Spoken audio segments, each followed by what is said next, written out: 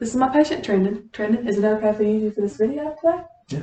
Okay, I'm just going to check your wristband to make sure I'm in the right place. Okay, can you confirm your name and date of birth for me? Trendon Napier, 072998. Okay, awesome. So I'm Lauren Smith. I'll be your student physical therapist today. So is it okay if I just take you through what we're going to do? Sure. So I just want to take some measurements of your blood pressure and your heart rate, and when you're laying down, sitting, and standing up. Because I noticed that you recently had a total knee arthroplasty, and patients who have had these surgeries like this before, or any surgery, can have dehydration because of your lack of fluid intake before surgery, and you could have blood loss during your surgery, which could cause your blood volume to be lowered overall, and that could cause lowered blood pressure when you sit up or stand up. And you could also have your pain medication and your anesthesia during your surgery could also cause low blood pressure. So I just want to make sure and monitor you today so that you can be safe when we continue with our treatment later on. Okay. So first I'm going to take his heart rate, and before taking this, he would be sitting here for 5 minutes. So I'm going to go ahead and prop his arm up here. And then the criteria for orthostatic hypotension for his heart rate is an increase in 30 to 40 beats per minute when he moves from laying down. And then for blood pressure, it's 20 millimeter of mercury increase in systolic pressure and 10 millimeter of mercury increase in diastolic pressure when he moves from supine or to sitting to standing up. So we're going to go ahead and take his heart rate here for 15 seconds, but clinically I would do it for 30 seconds. Go ahead. Is it okay if I do this measurement? Sure. Okay.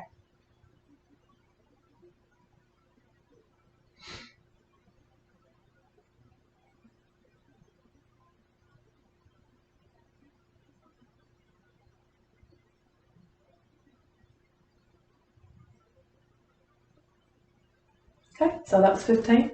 Multiply that by 4 is 60 beats per minute, which is in the normal range of 60 to 100. Now we're going to do his radial obliteration.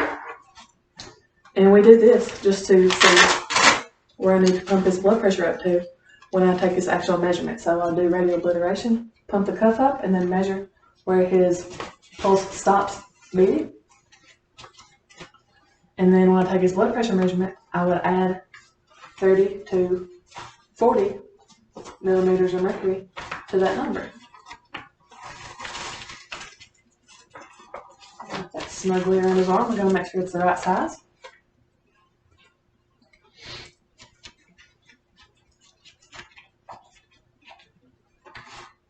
Okay, so first off, we're going to do radial obliteration.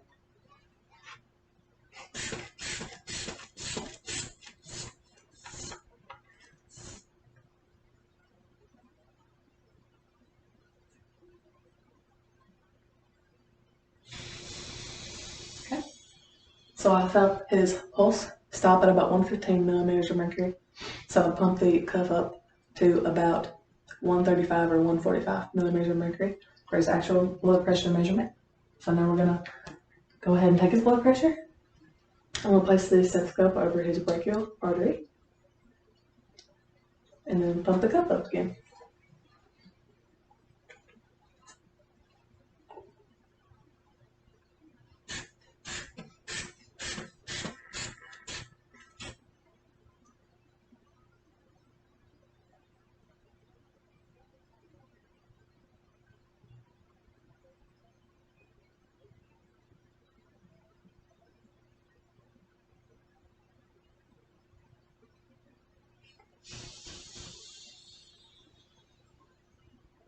Okay, so we got 122 over 70 millimeters of mercury for that.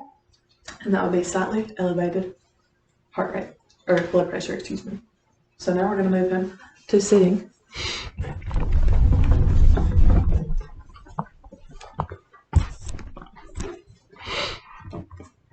On the side that his IV is on. Okay, so Trendon, we're going to go ahead and move you to sitting over here. So you're just going to slide your feet over the edge of the bed and be cautious of your line here so that you don't put tension in it. Okay. Feeling okay right there? Yeah. Got any dizziness or lightheadedness? Okay, so the symptoms I'll monitor and position changes are dizziness, lightheadedness, any kind of chest pains or change in his skin tone. So we're going to put the gate belt around you for your safety and my safety.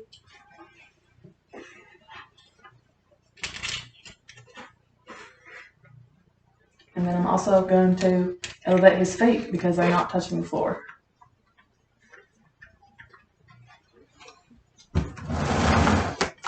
We want him to be at 90, 90, 90. Okay, so we're going to go ahead and take his blood pressure again. My patient is feeling stable there? Yes. Okay. Okay, you can go ahead and rest your arm on your thigh here, just like that. Do 15.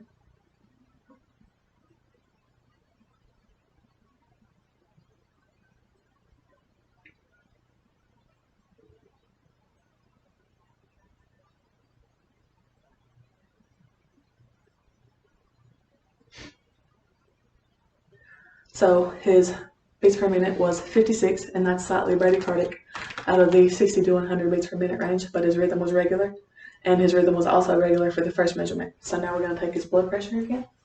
I'm going to put my stethoscope on first.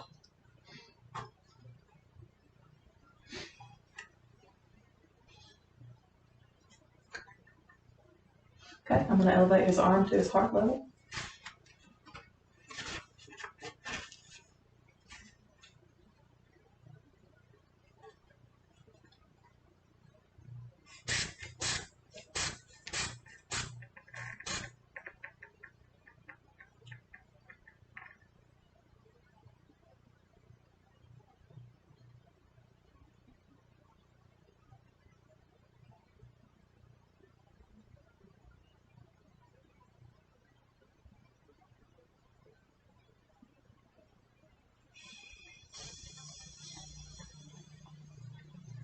Okay, I got 122 over 80 for that measurement. And again, that is slightly elevated because of the 122 and the systolic reading.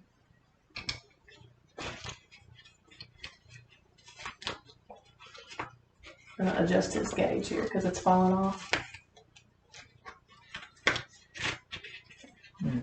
Okay. So I'm going to rest this on the table there. Now we're going to go ahead and move him up to standing. So I'm going to get this box out of the way. And again, when I switched him from supine to sitting, I would have waited 1 to 2 minutes before taking those vitals. And again, when I get him from sitting to standing, I'm going to wait 1 to 2 minutes as well. Okay, so I'm going to hold this pump here, and we're going to just get you standing up, okay? Okay. So go ahead whenever you're ready. Feeling stable right there? Mm-hmm. Okay. I wouldn't leave my patient, but I'm just going to adjust the camera for the video purposes. Slightly upward. There we go. Okay, so again, I would have waited 1 to 2 minutes. We're just going to jump into taking his blood pressure, and I'm again monitoring for those symptoms that I mentioned before. Take his heart rate now.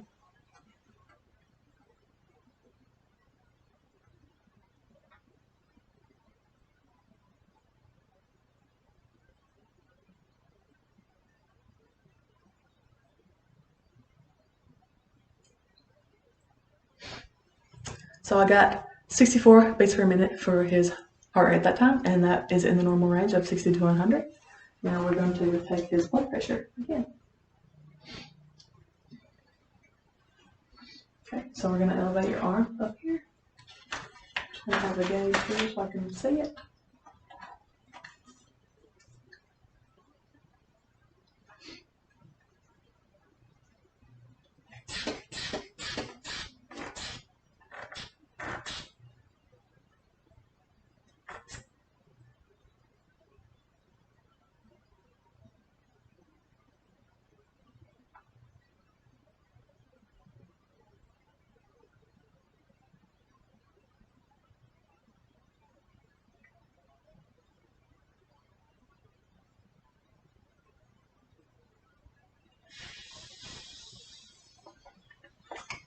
Okay.